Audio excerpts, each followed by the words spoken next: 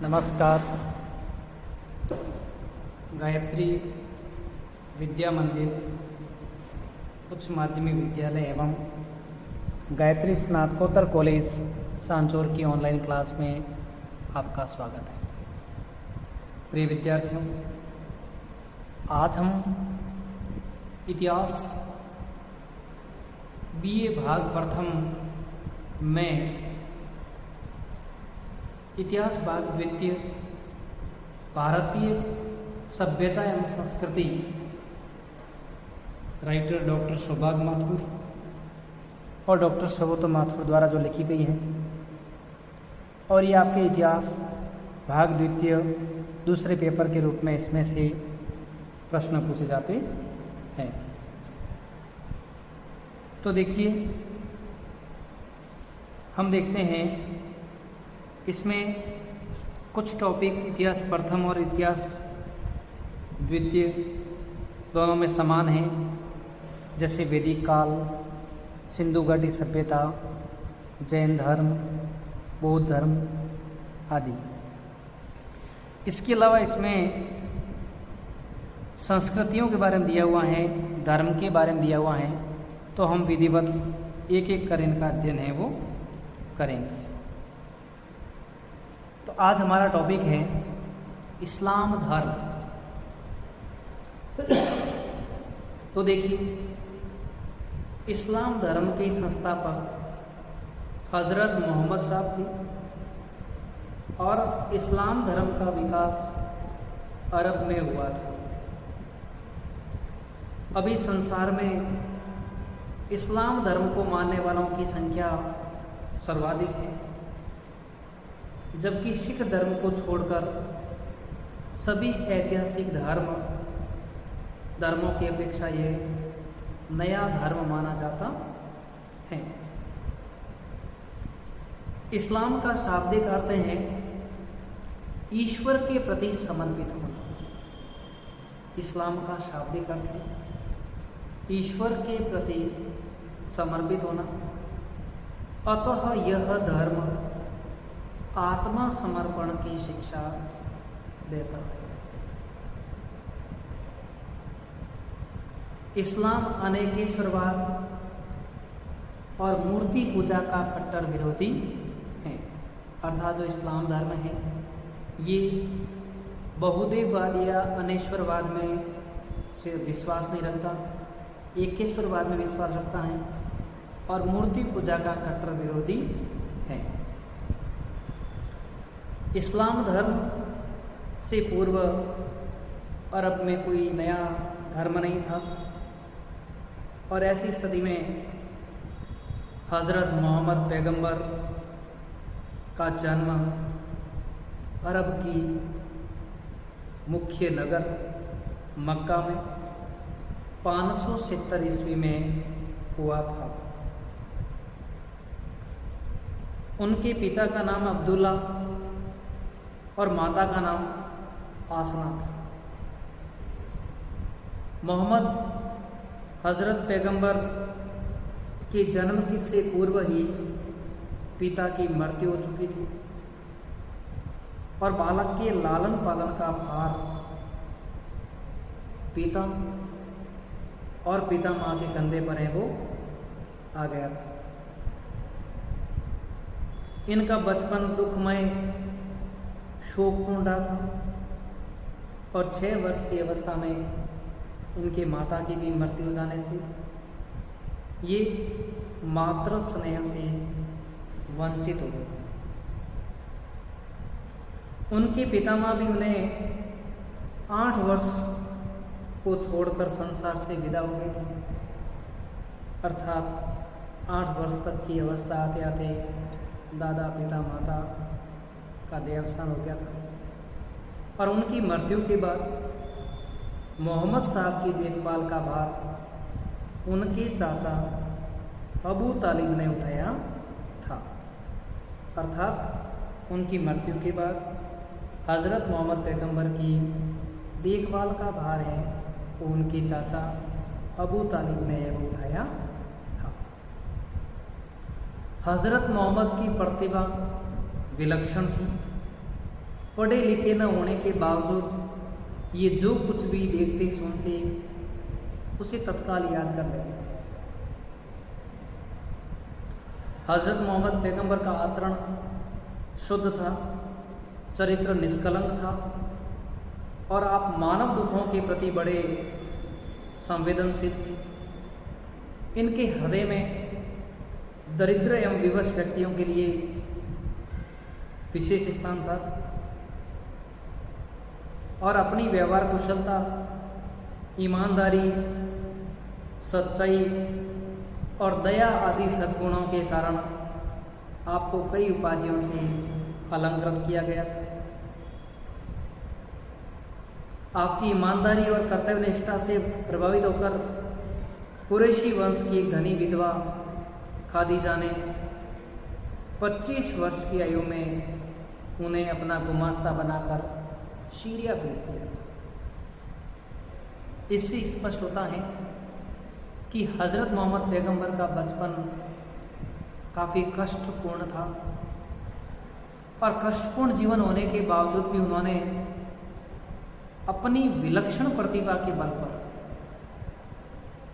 अपनी योग्यता के बल पर उन्होंने इस मुकाम को भी प्राप्त किया था। और यहाँ तक कि खादीजा कुरैशी द्वारा इन्हें गुमास्ता के पद पर सुशोभित करके सीरिया भी भेजा गया था।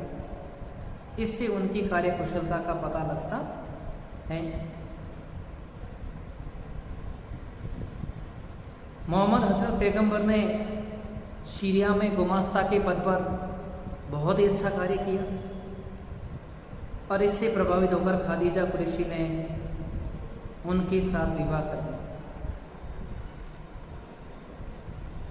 खादीजा का संबंध, वैवाहिक संबंध मोहम्मद पैगंबर से होने के बाद मक्का में हज़रत मोहम्मद पैगंबर का आदर व सम्मान बढ़ गया था। हज़रत मोहम्मद पैगंबर गंभीर एवं चिंतनशील व्यक्ति थे। वे बहुधा धर्म और दर्शन की समस्याओं के प्रति जागरूक थे। इस कारण उन्होंने अधिकतर अपना वास हीरा की गुफा में एकांतवास और ईश्वर आराधना में वो लगाया था और 40 वर्ष की आयु में हीरा की गुफा में हज़रत मोहम्मद ने ईश्वरीय संदेश का अनुभव किया। उनको ईश्वरीय आदेश हुआ है कि उस ईश्वर का नाम लेते रहें जिन्होंने उन्हें जन्म दिया। और यह आदेश जिब्राइल द्वारा हज़रत मोहम्मद के हृदय में उतारा गया था और मोहम्मद की पैगंबरी यहीं से शुरू हो जाती है।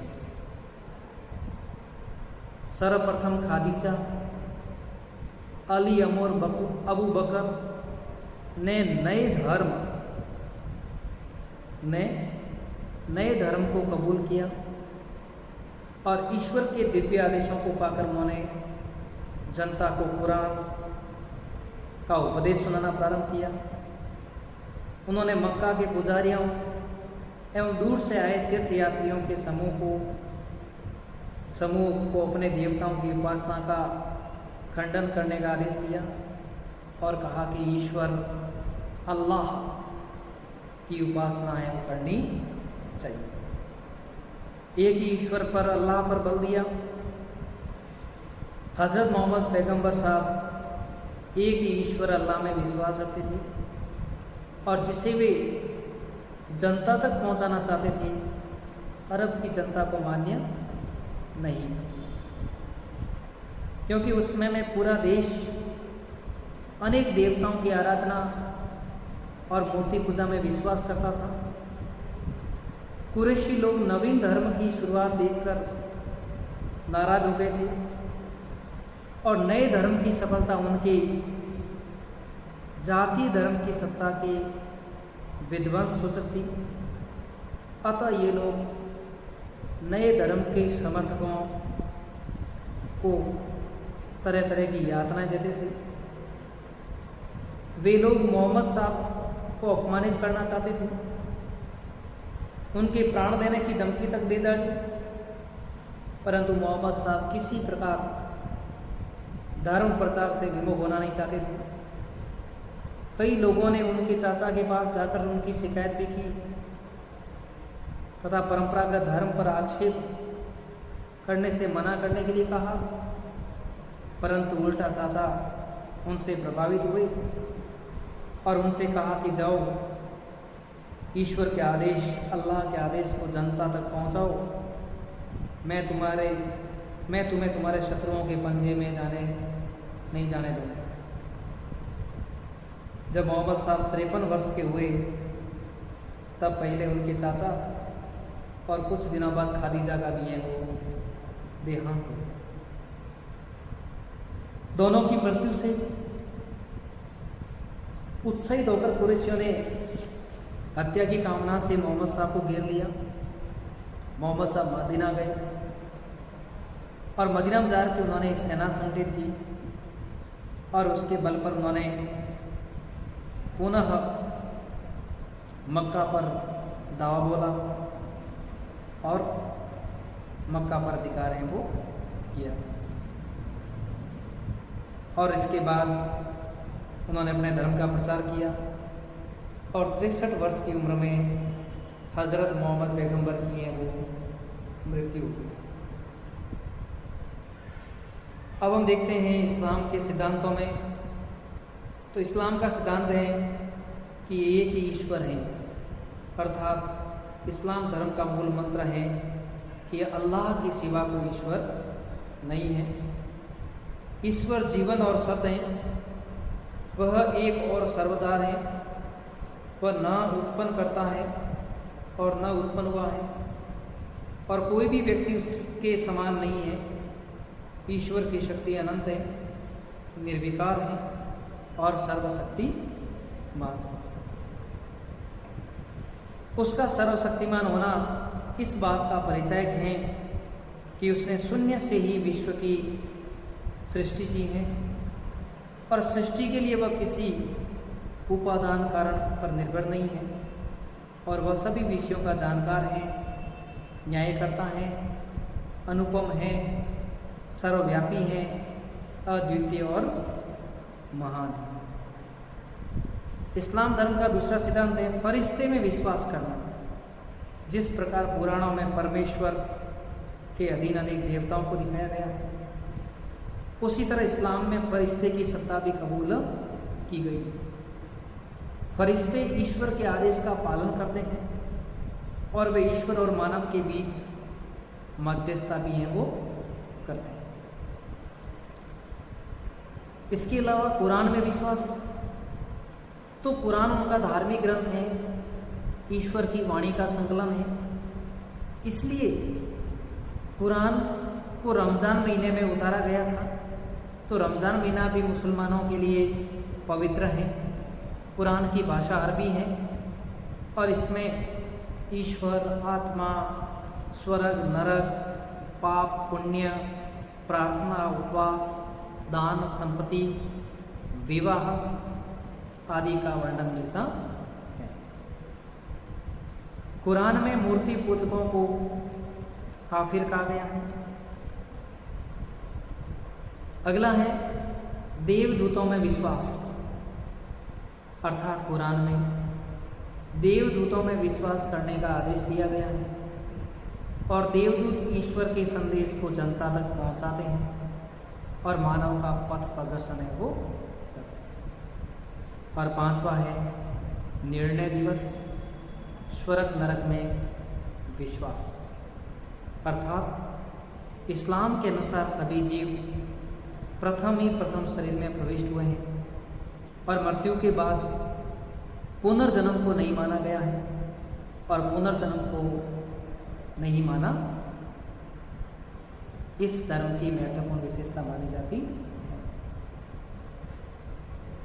इस धर्म में कयामत दिवस के आगमन का ज्ञान ईश्वर के सिवा किसी को नहीं मानते हैं। फिर भी क़यामत दिवस के आगमन का ज्ञान उनके आगमन की सूचना कुछ चिन्हों से मिलती है और क़यामत का दिन ही इनके लिए महत्वपूर्ण माना जाता है। इसके अलावा इन्होंने संदेश दिए थे कि इस्लाम का पहला आधार इसके धार्मिक मत का उच्चारण है, जैसे बुक्स के अकॉर्डिंग ला इलाहा इल्लल्लाह मुहम्मदुर रसूलुल्लाह, अर्थात अल्लाह के अलावा कोई दूसरा ईश्वर नहीं है और हज़रत मोहम्मद इसके हैं वो देवता। कम से कम प्रतिदिन हर एक मुसलमान को इसका उच्चारण करने के लिए कहा। दूसरा उन्होंने कहा कि इस्लाम में प्रत्येक इस्लाम धर्म के उपासक को नमाज पढ़नी चाहिए, दिन में 5 बार नमाज पढ़नी चाहिए। और इसके अलावा उन्होंने कहा कि इस्लाम धर्म के उपासक को अपने जीवन में जितना कमाते हैं उसकी आय का एक निश्चित हिस्सा दान के रूप में गरीबों और असहायों में, अनाथों में बांटना चाहिए। अगला उन्होंने कहा कि रमज़ान के महीने में रोज़ा रखना, उपवास रखना, क्योंकि रमज़ान इस्लाम का पवित्र महीना है और इस महीने में रोज़े रखना आवश्यक है, इसलिए रमज़ान के महीने में रोज़े रखने चाहिए। 5वां है हज करना, अर्थात इस्लाम का अंतिम धार्मिक कर्तव्य हज करना है। यद्यपि इस्लाम के अनुयायियों ने मूर्ति पूजा की निंदा की है, फिर भी वे हिंदुओं की तरह तीर्थ यात्रा को इस धर्म का आवश्यक अंग मानते हैं। और हज करने का अर्थ है मक्का जाना होता है, और जहाँ इस्लाम धर्म का जन्म व विकास हुआ। तो इस तरह इस्लाम धर्म का प्रचलन है वो हुआ। धन्यवाद।